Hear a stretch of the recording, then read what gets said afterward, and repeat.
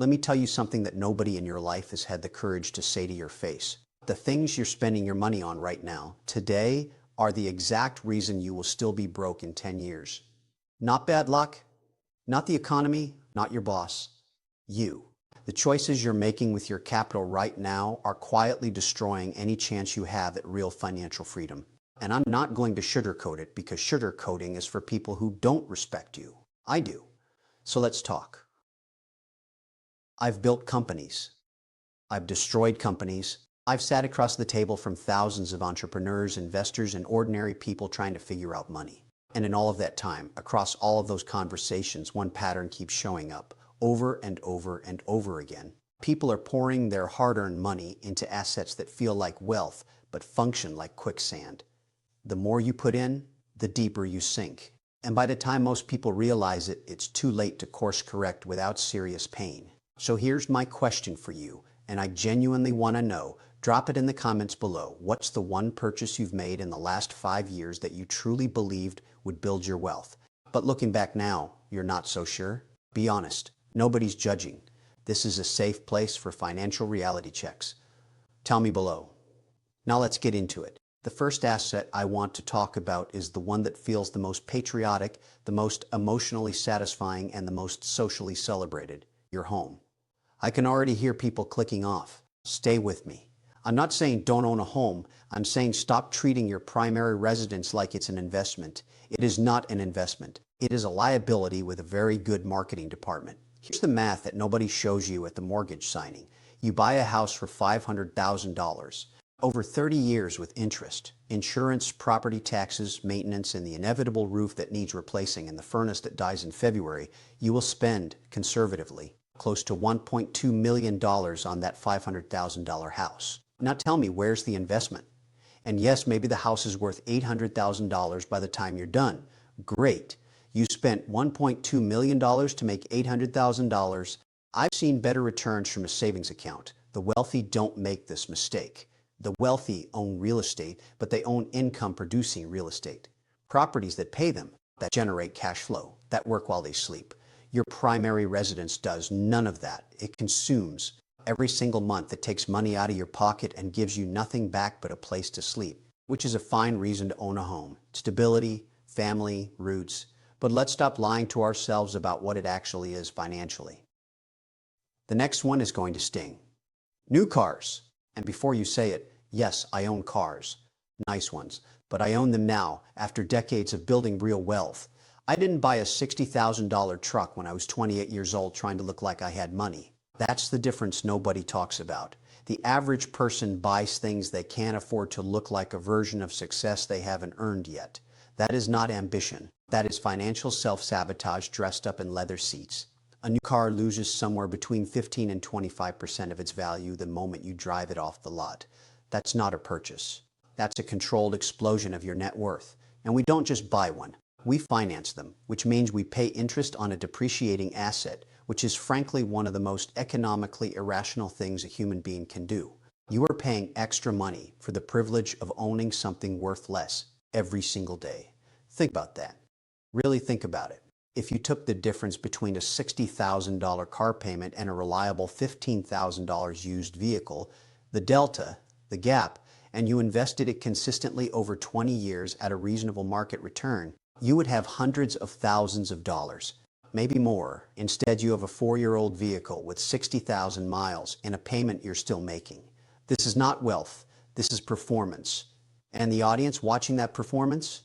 Nobody cares as much as you think. Now let's talk about the one that makes me genuinely angry, because it preys on people during their most vulnerable financial moments. Crypto. Let me be precise here, because precision matters.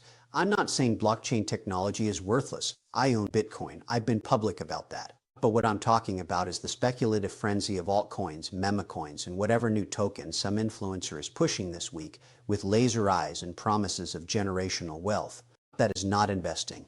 That is gambling with extra steps and worse odds. The psychology behind it is fascinating and terrifying at the same time. People who would never walk into a casino and put $10,000 on a roulette wheel will happily send that same $10,000 to a digital wallet to buy a coin named after a dog, endorsed by a celebrity. with no underlying utility, no cash flow, no earnings, and no book value. Why? Because it's dressed up in technology, because it feels smart, because everyone in the group chat is doing it. That's not analysis. That's peer pressure in a bull market. Real assets produce something. A stock produces earnings, a bond produces interest, a rental property produces rent. What does a meme coin produce? The hope that someone more foolish than you will buy it at a higher price. That is the entire thesis. And when the music stops, and it always stops, the people left holding the bag are not the influencers who got paid to promote it. It's you. Here's something the wealthy understand that the average person doesn't. The primary function of money is not to be spent. It's not even to be saved. It's to be deployed strategically into assets that generate returns. Every dollar you spend on something that does not produce more dollars is a dollar that is no longer working for you, and you only have so many working years. You only have so many dollars to deploy. The choices you make with each one compound in one direction or the other. Let me give you a contrast that I think crystallizes everything I'm saying. Two people, same income, same age, same starting point. Person A spends their 20s and 30s buying new cars, financing vacations on credit cards, putting every dollar into a home they call their biggest investment, and dabbling in speculative crypto when the headlines get exciting. Person B buys a modest car, rents or buys a small home without overextending, and consistently puts capital into index funds, dividend-producing equities, and eventually income-producing real estate. No drama, no excitement, just discipline. At 55, person A has a paid-off house, a nice driveway, some memories, and almost no liquid wealth. They're still working because they have to. Person B has a portfolio generating passive income, options, real options, about how they spend their time, and the kind of freedom that no car, no vacation, no coin can buy. That's not a hypothetical. That is the data. That is what the research on wealth accumulation shows consistently across demographics, across generations, across countries. And we keep choosing person A's path because it feels better in the moment, because it's visible, because social validation is a drug, and we are all addicted to some degree. Here's what I've learned, and this took me longer to internalize than I'd like to admit. Wealth is not a feeling. Wealth is not a visual. Wealth is not the car in the driveway or the watch on the wrist or the vacation on Instagram. Wealth is options. Wealth is the ability to say no. No to the job you hate. No to the deal that doesn't serve you. No to the life that was designed for you by advertisers, by social pressure, by a consumer culture that profits from your brokenness. Real wealth is the power to choose. And you cannot build that power while hemorrhaging capital into assets that depreciate, consume, and produce nothing.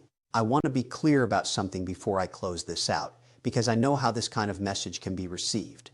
I am not telling you not to enjoy your life. I'm not telling you to live in austerity and deny yourself everything that brings you joy. That's not what financial intelligence looks like. I enjoy my life enormously. But every major financial decision I make, every single one, goes through the same filter. Does this produce or does this consume? And if it consumes, what is the real cost? Not the sticker price, the opportunity cost. The future wealth I am sacrificing to have this thing today. Most people never ask that question. Most people see the price tag, feel the emotion, make the purchase, and move on. That's why most people spend 40 years working hard and still retire with almost nothing. Not because they didn't earn enough, because nobody taught them how to think about money. And the people who profit from your financial illiteracy, the banks, the car dealers, the crypto promoters, the mortgage brokers, they have a vested interest in keeping you exactly where you are. So stop. Stop buying the status symbols before you've built the portfolio. Stop treating your house like a retirement plan. Stop financing things that depreciate. Stop speculating on assets that produce nothing. Stop performing wealth for an audience that isn't paying your bills. Start thinking like an owner, not a consumer. Start asking what every dollar is doing for you. Not just what it's doing for you emotionally right now, but financially. 5 years from now. 20 years from now. Start treating your capital with the same respect you'd treat the most valuable resource you have, because it is. You have time. Maybe not as much as you think, but you have some. The question is whether you're going to use it to build something real or spend it looking like you did.